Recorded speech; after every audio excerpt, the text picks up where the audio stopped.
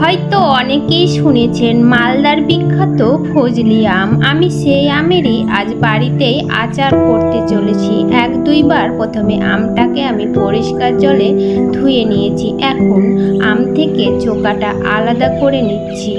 দেখুন, আজকাল তো অনেক বিষ প্রয়োগ করা হয় আমে, তাই আমি পরিবারের কথা চিন্তা করে আমটার চোকা আলাদা করে নিচ্ছি। আপনারা চাইলে চোকা রেখেও করতে পারেন, সেটাও ভালো লাগে, কিন্তু আমার কাছে মনে হলো আমের চোকাটাকে আলাদা করে।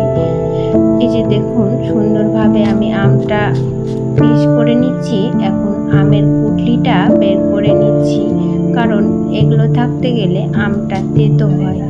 আর একটা আমের আমি মোটামুটি 4টি টুকরো করে নিয়েছি। এই যে দেখুন, এভাবে আরেকটি আম কেটে আমি আপনাদের দেখিয়ে দিচ্ছি। আর এটি দেখিয়ে দেওয়ার পরে আমি সবগুলো আম কেটে ফিরে আসছি। আর আমটা আমি 1 ঘন্টা জলে ভিজিয়ে রেখে 2-3 বার পরিষ্কার করে জল ঝরিয়ে নিয়েছি। এখন এর মধ্যে দিয়ে দিচ্ছি পরিমাণ মতো লবণ, হলুদ গুঁড়ো, আর দিয়ে হাতের সাহায্যে খুব ভালোভাবে মিক্স করে নিতে হবে। এখন একটি থালাতে, একটি না, আপনার যতগুলো থালা লাগবে বা আপনি কুলোতে করেও দিতে পারেন। আমি এখানে থালা নিয়েছি, থালাতে করে সাজিয়ে নিচ্ছি। এই যে দেখুন, আমগুলোকে থালাতে করে সাজিয়ে 2 দিন মতো রোদ লাগাতে হবে। আচারের জন্য সবথেকে যেটা জরুরি সেটা হলো মশলা। এই যে এখানে আমি একটা ভুল করে দিয়েছি, ছোট ক্লিপ নিয়ে নিয়েছিলাম ছোট শর্ট ভিডিওর জন্য। তো দেখুন, এখানে আমি ধনে, জিরে, কালো জিরে নিয়েছি, রাঁধুনি, চন্দনী নিয়েছি, সরষে নিয়েছি, শুকনো লঙ্কা, তেজপাতা, আর নিয়েছি মৌরি, মেথি, আর নিয়েছি কাঁচা লঙ্কা। এখন এর মধ্যে থেকে সবগুলো মশলা শুকনো খোলায় আমি ভেজে নিচ্ছি। এই যে দেখুন, আমার কড়াইটা গরম হয়ে গেছে। এখন আমি শুকনোভাবে একটু সামান্য, মানে কালার চেঞ্জ হবে না, শুধু গরম করে নিতে হবে। আর এর মধ্যে আমি শুকনো লঙ্কা আর কাঁচা লঙ্কাটাকে কিন্তু একটু সামান্য জল দিয়ে বেটে নেব। এই যে দেখুন, দেখতেই পাচ্ছেন আমার মশলাটা কিন্তু ভাজা হয়ে এসেছে। আর ভাজবো না, না হলে কিন্তু কালারটা কালো হয়ে যাবে।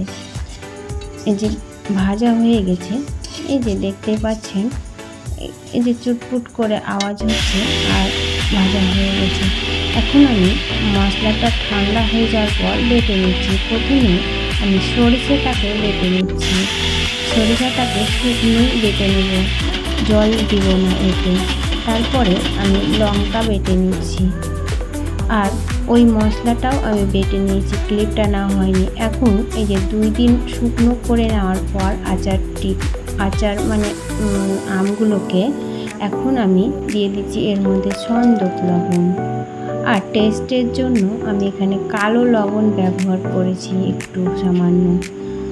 এগুলো দিতে গেলে কিন্তু আচার টেস্টি হয়। আর ওই যে শুকনো মশলাটা বেটেছিলাম, আর এটা হচ্ছে সরিষাটা সামান্য রেখে আমি দিয়ে দিচ্ছি লঙ্কা বাটাটা সম্পূর্ণই লেগে যাবে এখানে। আপনারা লঙ্কা এখানে কাঁচা পাকা দুটোই লঙ্কা আছে। আর এই যে গুঁড়ো মশলাটা যে তৈরি করেছিলাম, সব মশলা মিশিয়ে সেটাও দিয়ে দিচ্ছি। এখন দিয়ে দিচ্ছি সামান্য পরিমাণে তেল, যাতে এতে তো জল ভাব নেই, সব মশলাই গুঁড়ো, তাই যাতে লাগে তার জন্য আমি এখানে তেল ব্যবহার করেছি। এই যে দেখুন, প্রতিটা আচারের গায়ে যাতে তেল মশলা সব সুন্দরভাবে মিশে যায়। আর এখন আমি 2 দিন রোদেও তো দিয়ে নিয়েছি, আর কিন্তু এই মশলা দিয়ে রোদ্রে দেব না। এখন আমি সরাসরি একটি কাঁচের পাত্রে ঢেলে নেব। আমি এখানে সরাসরি সূর্যের তাপে তেলটা আর আচারটা রেখে দেব। আপনারা চাইলে গরম করেও ঠান্ডা করে নিতে পারেন। আর ওই যে মশলাটা আমি কিছুটা কাঁচা রেখেছিলাম সেটা তলায় দিয়ে দিলাম, সেটারও সুগন্ধ হয়।